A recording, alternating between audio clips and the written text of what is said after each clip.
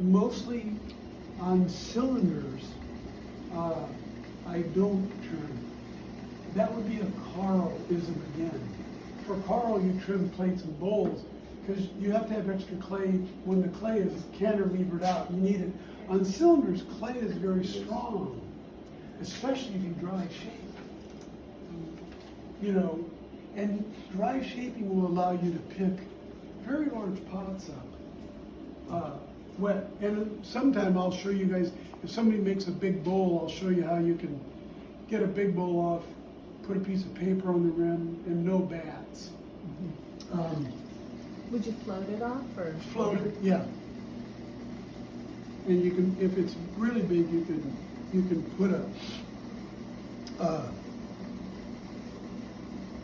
piece of paper across the rim. Does that paper help hold the rim in place? Yes. Okay. Turns out it's also good for like keeping your plastic from sticking.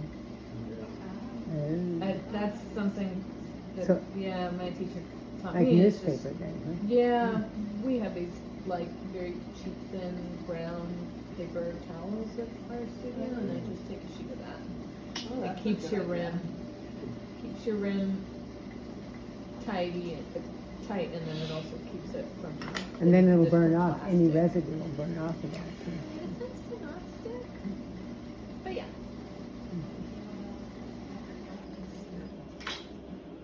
So one of the things I noticed, my ideas about forms, and back to this idea about, you know, pots with a voice, it's a very long-term process. It's this kind of movement.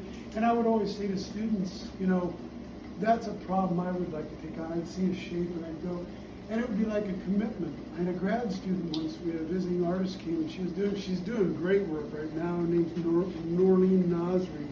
Beautiful work. But I love this visiting artist. He saw she was on the verge of doing this great work, and all he ever asked her, "Are you ready to commit to that?"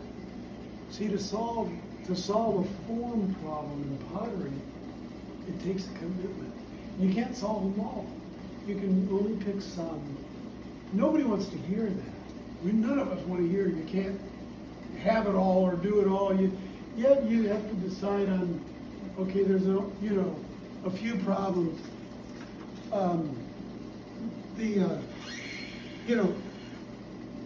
What you add forms to it's like you're carrying a bag, and you add forms to it.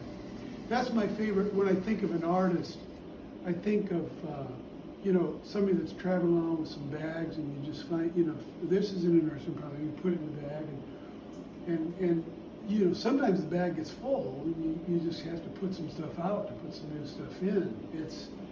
Unless you're a genius, and most of us aren't. So, I mean, Michelangelo could paint and sculpt, and so that idea of kind of a commitment. So, and that idea of that when you're struggling, I'll be looking at something and I'll see a form in a museum or in a book, and I go, that's a problem I want to take on. I get excited about it. I think I could do something with that. I think I understand some parts of it. I'm excited about the potential of it. I'm on board. And there's a whole energy. There's a whole commitment that takes place. Reminds me of this Sanskrit saying I had it on my door teaching. I can't say it in Sanskrit, but it boils down to want is to be able to. To want is to be able to. It's like when you want something, and that's the energy that's getting it. So as a potter, when you see a form and you want that form, you want to make that form your own, that's a very serious thing. And without that, not much is going to happen, I think.